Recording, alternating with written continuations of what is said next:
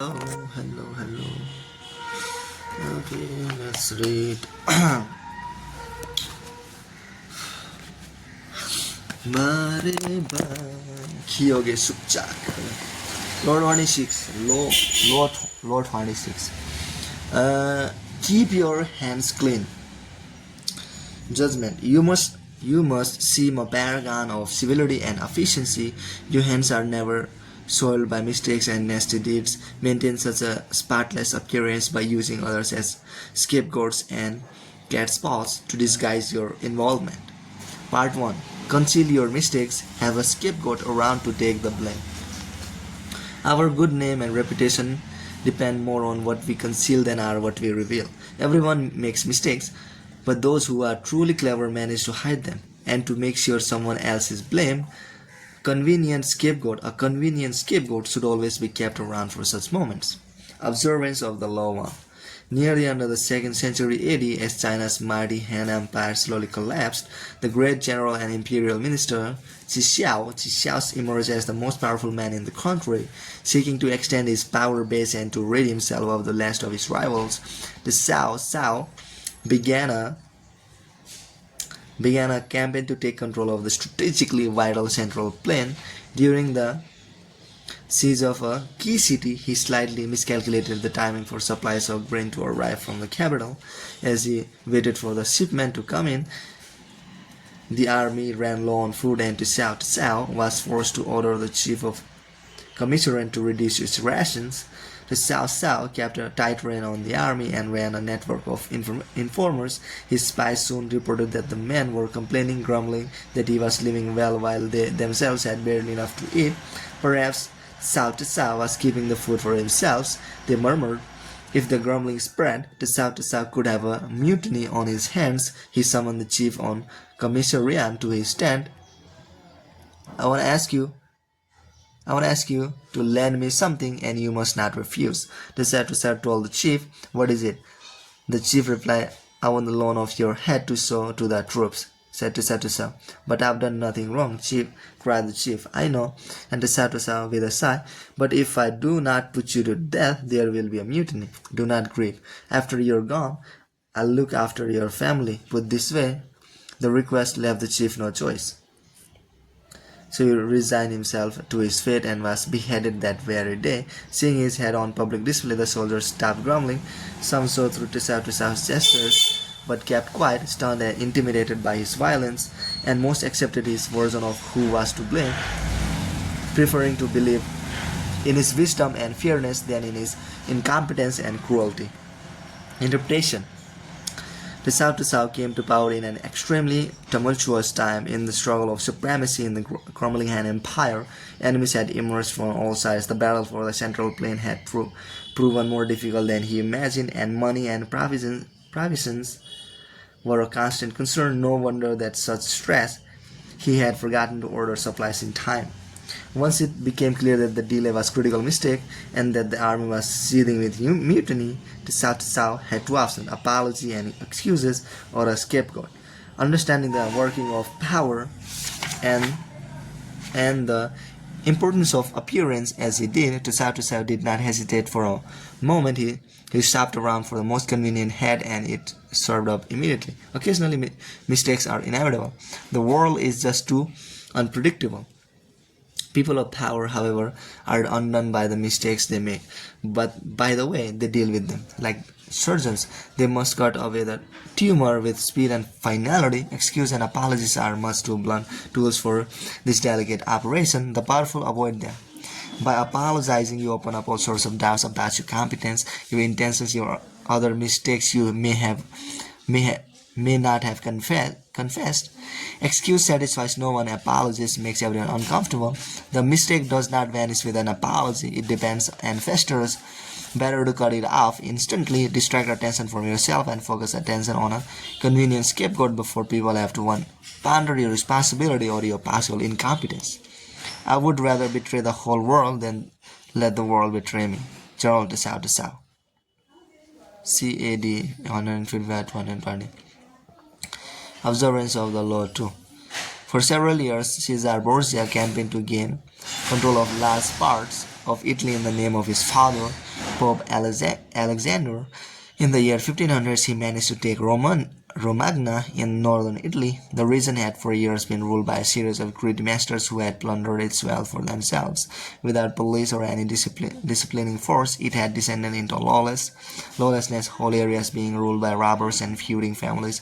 To establish order, Caesar appointed lieutenant general of the region, Ramiro di Orco, a cruel and vigorous man. According to Niccolo Machiavelli, Caesar gave di Orco absolute powers. With energy and violence, di Orco established a severe, brutal justice in Romagna and soon rid of almost all of its lawless elements. But in his zeal, he sometimes went too far, and after a couple of years, the local population resented and even hated him.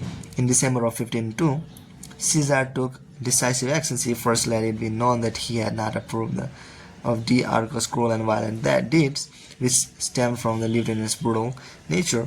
Then on December 22, he imprisoned di Orco in the town of Cesena, and the day after Christmas, the townspeople awoke to find a strange spectacle in the middle of the piazza. Di Orco's headless body, dressed in a lavish suit with a purple cape, the head impaled beside it on a pike, the body, bloody knife and executioner's block laid out beside the head. As Machiavelli concluded his comments on the affair, the ferocity of this scene left the people at once stunned and satisfied. Interpretation. Caesar Borgia was a master player in the game of power, always planning several moves ahead. He set his opponents the cleverest traps. For this, Machiavelli honored him above all others in the prince. Caesar foresaw the future with amazing clarity in Romagna. Only a brutal justice would bring order to the reign. The process would take several years, and first the people would welcome it, but it would soon make him many enemies, and the citizens would come to resent the imposition of such unforgiving justice, especially by outsiders. Caesar himself then could not have been as the agent of this justice. The people's hatred would cause too many problems in the future, and so he chose the one man who could do the dirty work. Knowing in advance that once the task was done, he would have to display di Orco's head on a pike. The scapegoat in this case had been planned from the beginning. With the scapegoat was an entirely innocent man. In the Romagna, he was the offensive weapon in Caesar's arsenal that let him get the dirty work done without blooding his own hands. With this second kind of scapegoat, it's wise to separate yourself from the hatchet man at some point, either leaving him dangling in the wind or, like Caesar, even making yourself the one to bring him to justice. Not only are you free of involvement in the problem, you can appear as the one who cleaned it up. The Athenians regularly maintained a number of degraded and useless beings at the public expense, and when any calamity such as plague, drought, and famine befall the city, the scapegoats were led about and they sacrificed apparently by being stoned outside the city. The Golden Bough, Sir James George Fraser, 1851-1921. Keys to power. The use of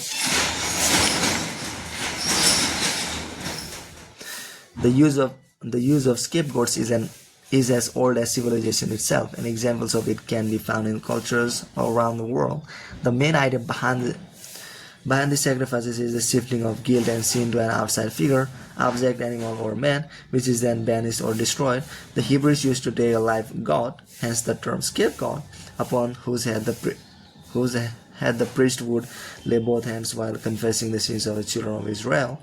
Having thus had those sins transferred away, the beast would led away and abandoned in the wilderness. With the Athenians and the Aztecs, the scapegoat was human, often a person fed and raised for a purpose. Since famine and plague were thought to be visited on humans by the gods, in punishment for wrongdoing, the people suffered not only from the famine and plague themselves, but from blame and guilt.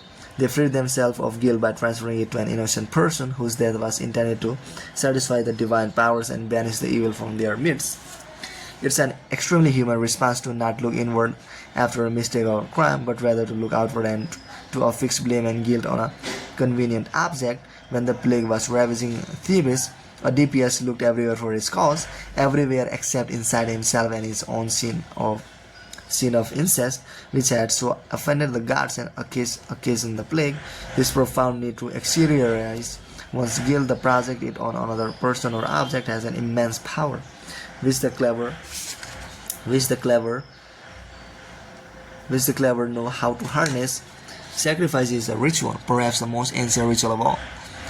Ritual too is a wellspring of power. In the killing of D'Arco, note Caesar's symbolic and ritualistic display of his body. By framing it in a dramatic way, he focused guilt outward. The citizens of Romagna responded instantly. Because it comes so natural to us to look outward rather than inward, we readily accept the scapegoat's guilt.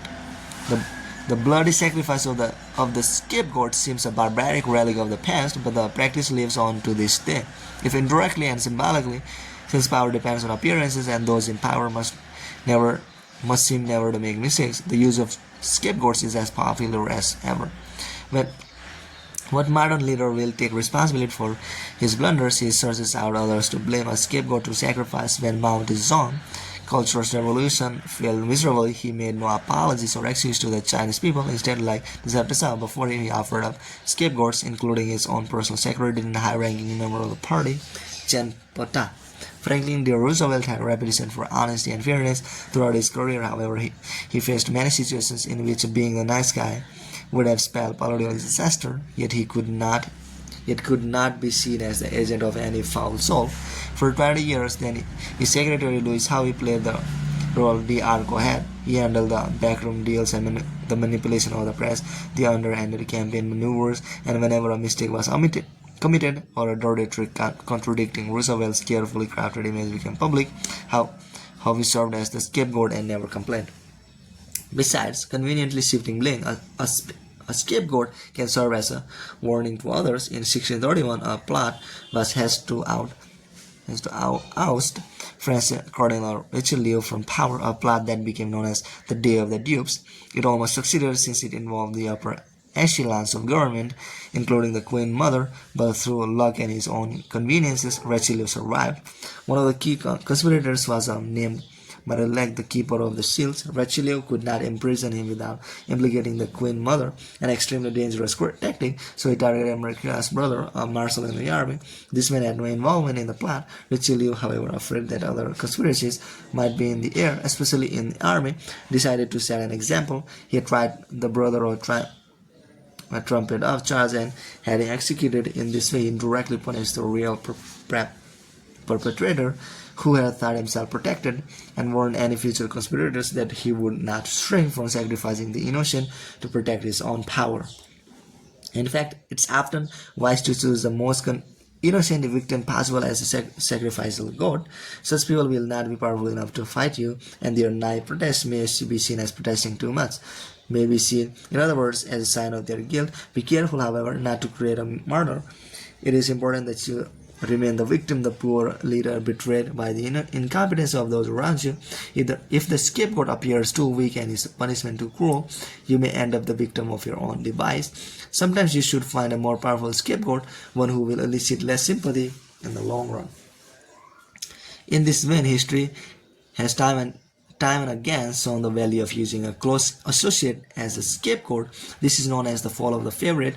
Most kings had a personal favorite at court, a man whom they singled out, sometimes for no apparent reason, and lavished with favors and attention, but this court favorite could serve as a convenient scapegoat in case of a threat to the king's reputation.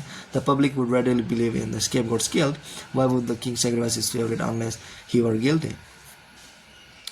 And the other courtiers, resentful of the favorite enemy, would rejoice at his downfall. The king, meanwhile, would rid himself of a man who by the time had probably learned too much about him, perhaps becoming arrogant and even disdainful of him. Choosing a close associate as a scapegoat has the same value as the fall of the favorite.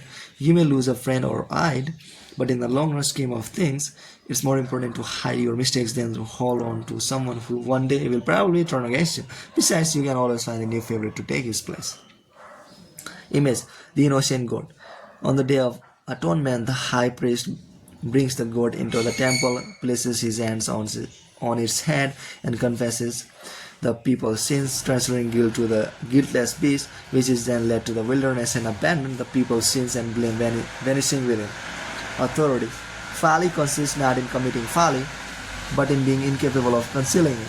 All men make mistakes, but the wise conceal the blunders they have made, while fools make them public. Reputation depends more on what is hidden than on what is seen. If you can't be good, be careful. Belshazzar 16:1658. Okay, that's it guys. See you tomorrow. Bye.